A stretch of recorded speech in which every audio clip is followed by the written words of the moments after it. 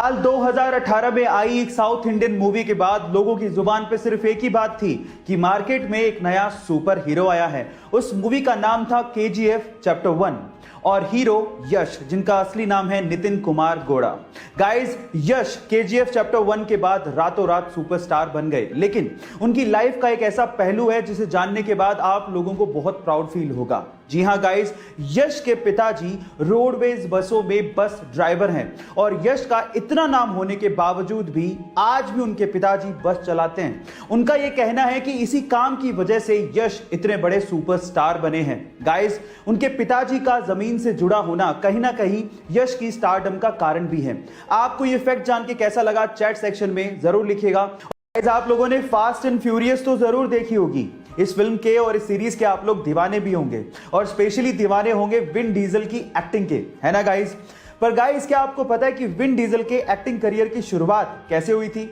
इसकी भी बहुत एक इंटरेस्टिंग स्टोरी है। चलिए मैं आपको बताता हूं। एक्चुअली जब वो 7 साल के थे तो वो किसी थिएटर में अपने दोस्त के साथ तोड़फोड़ करने के लिए पहुंचे थे, लेकिन बजाय पुलिस को कॉल करने के आर्टिस्ट डायरेक्टर ने उन्हें स्क्रिप्ट थमा दी और उन्हें अपकमिंग शो के लिए रोल का ऑफर कर दिया और इस तरह से उनके एक्टिंग करियर की शुरुआत हुई। है ना इंटरेस्टिंग फैक्ट। गाइस, आज मैं आपको फिर से एक सच्ची घटना बताता हूं। एक बार एक बॉस ने अपने ड्राइवर को देखकर पूछा कि क्या बात है, आज बहुत खुश लग रहे हो, कुछ खास दिन है क्या? तो उस ड्राइवर ने कहा कि सर, आज का दिन मेरे लिए बहुत स्पेशल है क्योंकि आज मैंने रतन टाटा जी को कार ड्राइव करते देखा। तो बॉस ने कहा कि इसमें क्या खास बात है? तो उस ड्राइवर ने कहा कि सर, जब वो कार ड्राइव कर रहे थे तो मैंने उनको अभिवादन देने के लिए हाथ हिलाया और बदले में उन्होंने मुझे रिस्पॉन्ड किया, इसीलिए आज मैं बहुत खुश हूं, मेरा दिन बन गया। सच अ ग्रेट पर्सनैलिटी। गाइस, इससे यह समझ में आता है कि मनी आपको फेम दिला सकती है, लेकिन हम्बलनेस आपको रियल रिस्पेक्ट दिलाती है। सो गाइस, हम्बल रहिए हमेशा। चाइना एक गजब का देश है और वहां की कंपनियों के रूल्स तो माशाअल्लाह हैं। वहां की कंपनी ने अपने कर्मचारियों के लिए एक टॉयलेट पॉलिसी निकाली है। इस पॉलिसी के तहत अगर किसी कर्मचारी को एक से ज्यादा बार टॉयलेट जाना है तो उसको अपने बॉस की परमिशन लेनी होगी और बॉस की परमिशन के साथ साथ उस पे 20 युआन यानी कि 220 रुपए का एक जुर्माना भी लगेगा, जो कि उसके बोनस से काटा जाएगा। और कंपनी का इस पे यह कहना है कि उन्होंने ये फैसला कर्मचारियों के आलसपन की वजह से लिया है। पता नहीं चीन और चीन की कंपनियां कहां पे जाके रुकेंगी।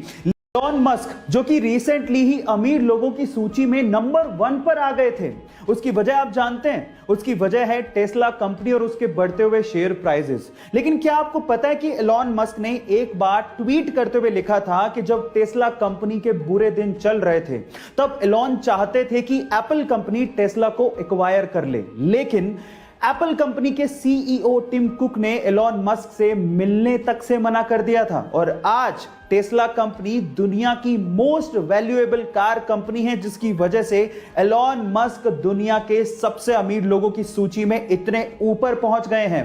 गाइस, समय का पहिया है, एक बार जरूर घूमता है, ये सबको ध्यान रखना चाहिए। गाइस, फिर से एक केबीसी का सवाल पूछता हूं। आप लोगों ने नोकिया कंपनी का नाम तो जरूर सुना होगा और नोकिया मोबाइल आपने या आपके किसी फैमिली मेंबर ने यूज भी किया होगा। मेरा सवाल यह है कि नोकिया कंपनी या नोकिया मोबाइल का नाम नोकिया कैसे पड़ा? इसके पीछे का रीजन क्या है? नहीं जानते ना?